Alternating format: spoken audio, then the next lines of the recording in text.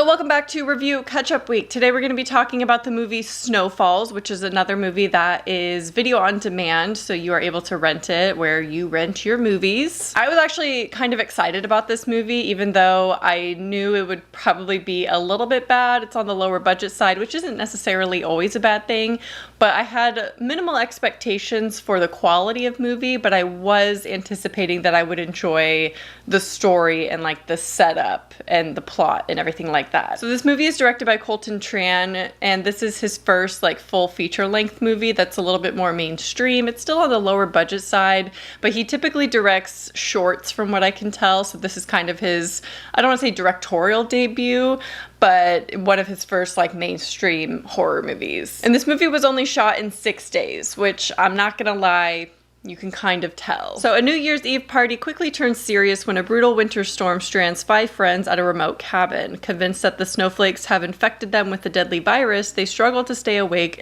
to avoid freezing to death. Now, I thought something wrong with the children was a little bit tropey. This takes the cake by far. Now, obviously the creators of this movie are fans of the genre.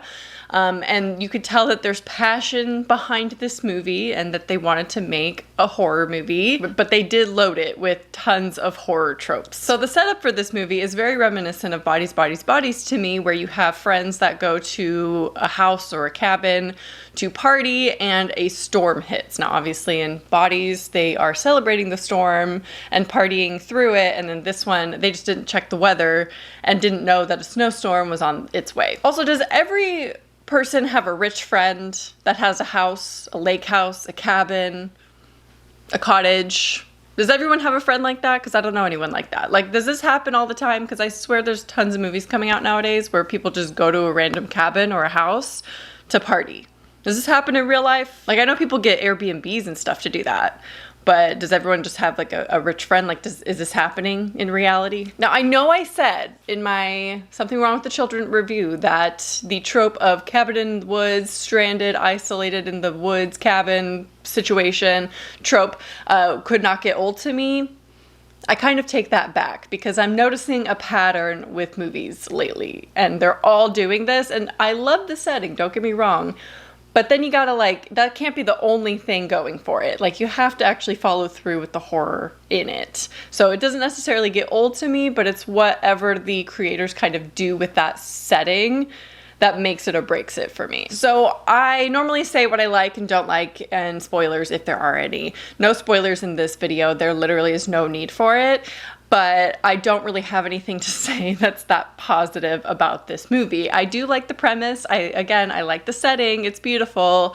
However, the horror is supposed to come from the setting, and I feel like they did not do enough with that. Also, I do like the story. I like the idea that, oh, they ate the snow, or like the snow has a virus in it, because there's a character who's kind of a hypochondriac, and I like that setup. I think it's interesting. However, they didn't take it far enough for me, and they didn't do enough with that. So like I said, this movie is full of horror tropes. First off, no cell service. Obviously, that's going to be a given. It's a snowstorm. There's no service. Trapped and isolated in the middle of a storm. They remind you of both of these things constantly throughout the movie to keep the tension going. However, that is not the only thing that should be giving tension in this movie. And we don't need to be reminded of it constantly, you know what I mean? Like, we're not stupid. Like, I feel like the viewers treat it a little bit like we're dumb. You know, it should be the atmosphere, the performances, and good writing that really keeps the suspense going through a movie, not the reminder, oh, by the way, they're alone in the middle of nowhere during a snowstorm with no service. So they're out of luck. Also, there is kind of like a med student there that is very convenient to explain everything.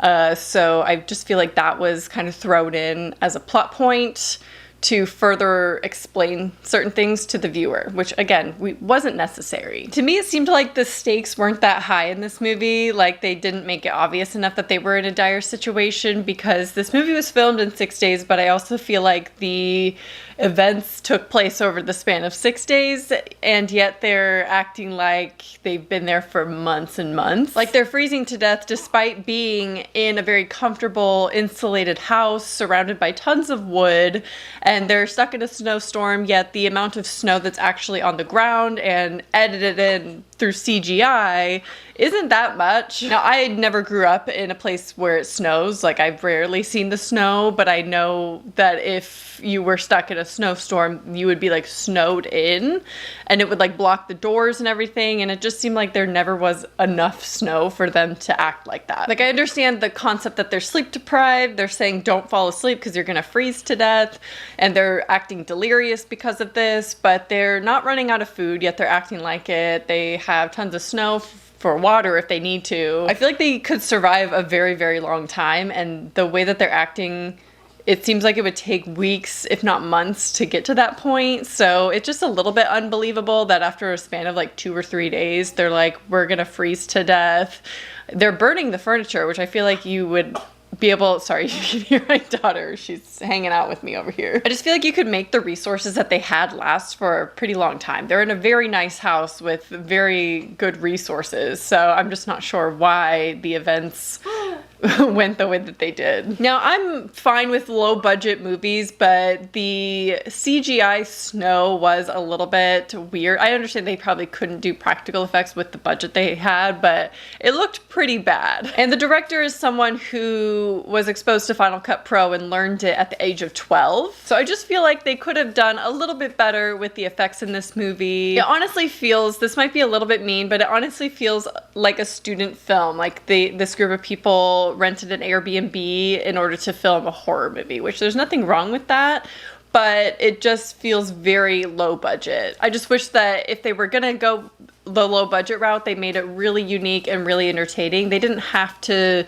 do some of the things or make some of the decisions that they did if they weren't gonna follow through and make it really effective. Because I feel like you could do very tense scenes and like good performances with very minimal effects and have to make anything too complex. Like, you could do a very simple plot if they're stuck in this house due to a snowstorm. And I feel like they attempted that. You know, they're slowly kind of becoming mentally unstable and sleep deprived and starving and things like that, but then make it over a course of like weeks or something. And I know that seems unrealistic anyway because eventually they'd be found, but just make it a little different if you're gonna have limited resources to make the movie. And I feel like some of the hallucinations scenes were okay. Like, I like that concept, like I said, with the snow, and they're convinced it's a virus and things like that, and they're infected. But I just feel like it wasn't enough for me to like save this movie because it wasn't great. And I'm not gonna lie, so Jonathan Bennett is in this movie.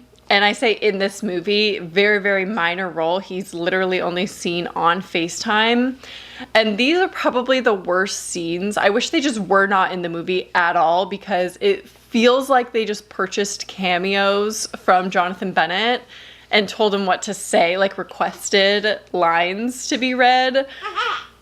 So I just feel like they bought cameos in order to use for the film, and obviously that probably wasn't the case because of like legal reasons. They have to have him approved to be in the movie, but it felt like that. And the way that they talked to the phone, you could tell they weren't actually speaking to anyone. And it was so awkward. So definitely worst scenes by far in the movie, and they felt so off. Like, you could tell neither party was talking to each other directly, and they were just reading lines and pretending, and that's just not a good thing in a movie. Anyway, definitely not worth watching in my opinion.